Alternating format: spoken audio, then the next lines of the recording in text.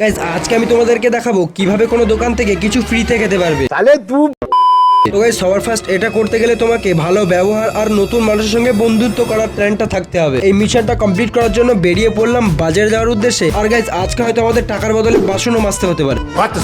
তারপর বাজারে এসে আমরা একটা সুন্দর মতো মিষ্টির দোকান সিলেক্ট করে নিলাম। আর বেশি লেট না করে আমরা আস্তে আস্তে মিষ্টির দোকানের ভিতরে ঢুকে বললাম। গাইস এখানে দেখলাম দোকানের মালিক আর একটা ভাই রয়েছে। তো গাইস সুন্দর মতো আস্তে আস্তে অর্ডার তো দিলাম, কিন্তু পরে কি হবে সেটা জানি না। তারপর আমাদের অর্ডার দেওয়া কচুরিটা চলে আসলো। আমরা এদিক ওদিকে না তাকিয়ে ফটাফট সাঁটাতেও শুরু করে দিলাম। আর গাইস এই দেখো কেল্লা ফাতে এখানে তো একটা সিসি ক্যামেরা রয়েছে। গাইস মনে হচ্ছে আজকে আমরা নিঘাত ফেসে গিয়েছি। তারপর মনে কষ্ট নিয়ে মুখে হাসতে হাসতে খাওয়াটা শেষ করলাম। আর আমার ক্যামেরাম্যানের একটা ক্যাম্পা খাওয়ার ইচ্ছে হচ্ছিল, তাই ওকে আমি একটা ক্যাম্পাও খাওয়ালাম। জানি না গাইস কি হবে। এবার হলো আমাদের পয়সা দেওয়ার পালা। আর গাইস ওখান থেকে আমরা ফটাফট সাইকেলটা বের করে আমরা বাড়িতেও চলে আসলাম। আর গাইস তোমাদেরকে বলি আমি কিন্তু পয়সাটা দিয়েই এসেছি। তোমরা কেউ জানো এটা আবার সিরিয়াস নিও না, এটা জাস্ট ফ্র্যাঙ্ক ছিল। আর হ্যাঁ গাইস এটা কিন্তু তোমরা সত্যিকারে কোনোদিন ট্রাই করতে যেও না, তাহলে সত্যি সত্যি মার খেয়ে যাবে।